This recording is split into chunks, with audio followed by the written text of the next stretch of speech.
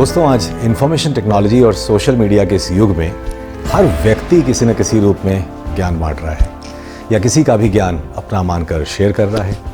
हम सब जानते हैं कि ज्ञान बांटने से बढ़ता है और नॉलेज दूसरों को नीचा दिखाने के लिए या अपने से इन्फीरियर बनाने के लिए नहीं होती। पर ज्ञान के घमंड में कई लोग इस बात को अक्सर भूल जाते हैं और दूसरों का अपमान कर बैठते हैं। याद रखिए, शास्त्रों का ज्ञान समस्याओं के समाधान में प्रयोग होना चाहिए, शस्त्र बनाकर हिंसा करने के लिए नहीं। इसलिए कभी शेखी मत बधारिए।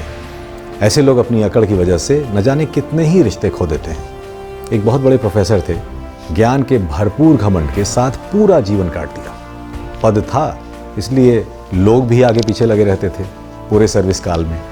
बहुत दुखद है, पर जब उनकी मृत्यु हुई तो उनको कायदे से 4 कंधे भी देने वाले नहीं मिले। ये स्थिति सिर्फ ज़्यादा बड़े ज्ञानियों या ज़्यादा पढ़े लिखे लोगों के साथ ही नहीं होती, बल्कि कई ऊंचे पदों पर बैठे या आर्थिक रूप से मजबूत लोगों में भी अक्सर ये बीमारी पाई जाती है। इस संसार में बहुतों को अपने ज्ञान का घमंड तो है, परंतु बहुत कम ही लोगों को अपने घमंड का ज्ञान है, और यही बात पैसे वालों पर भी लागू होती है। घमंड के साथ सबसे बुरी बात यह है कि आपको ये महसूस नहीं होने देता कि आप गलत हो या गलत हो सकते हो। आज की कहानी इसी एक बहुत ही इंपॉर्टेंट विषय पे आधारित है। तो आज गंगा पार होने के लिए कई लोग एक नाव में बैठे थे। धीरे धीरे नाव सवारियों के साथ सामने वाले किनारे की ओर बढ़ रही थी। एक पंडित जी भी इसमें सवार हुए, काफ़ी माने जाने ज्ञानी थे। पंडित जी ने नाव वाले से पूछा, क्या तुमने भूगोल यानी ज्योग्राफी पढ़ी है? भोला भाला बेचारा नाव वाला बोला, साहब भूगोल क्या होता है गुरुजी, इसके बारे में तो हमें कुछ नहीं पता। पंडित जी ने अपनी पंडिताई का प्रदर्शन करते हुए कहा, तुम्हारी 25% जिंदगी पानी में चली गई। फिर पंडित जी ने थोड़ी देर बाद दूसरा प्रश्न किया, क्या इतिहास जानते हो? महारानी लक्ष्मीबाई कब और कहाँ पैदा हुई और उन्होंने कैसे लड़ाई लड़ी? नाविक ने अपनी अनभिज्ञता जाहिर की तो पंडित जी ने विजयी मुद्रा में कहा, यह भी नहीं जानते? तुम्हारी तो आधी जिंदगी बेटा पानी में चली गई। फिर विद्या के ज्ञान के मद में पंडित जी ने तीसरा प्रश्न पूछा, महाभारत का भीष्म और नाविक संवाद या रामायण का केवट और भगवान श्री राम के संवाद के बारे में कुछ भी जानते हो? अनपढ़ नाविक अब क्या कहे, उसने इशारे में ना कह दिया। तब पंडित जी मुस्कुराते हुए बोले, तुम्हारी तो 75% जिंदगी पानी में चली गई, 75% तो तुम हो ही नहीं इस दुनिया में।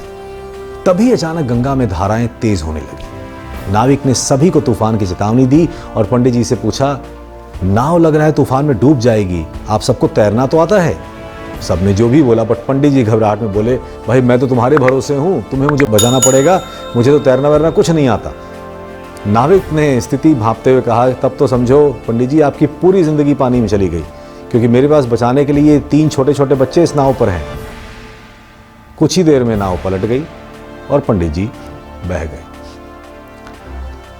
कहा गया है, जो पेड़ फलों से लदा होता है उसकी डालियां झुक जाती हैं। धन की बहुत ज्यादा प्राप्ति होने पर सज्जनों में शालीनता आ जाती है। दरअसल ज्ञान का होना एक जीत है, लेकिन ध्यान रहे, जीतने वाले को अपना पुरस्कार हमेशा झुक कर लेना चाहिए। और क्या है ना, घमंड और पेट जब जरूरत से ज्यादा बड़े हो जाएं तो इंसान चाह कर भी किसी को गले नहीं लगा सकता। तो आप कितने ही बड़े ज्ञानी क्यों ना हो, आपका ज्ञान अंतिम और संपूर्ण नहीं होता।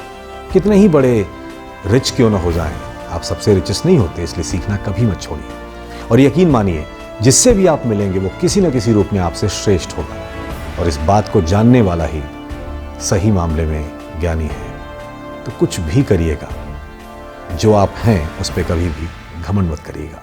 धन्यवाद।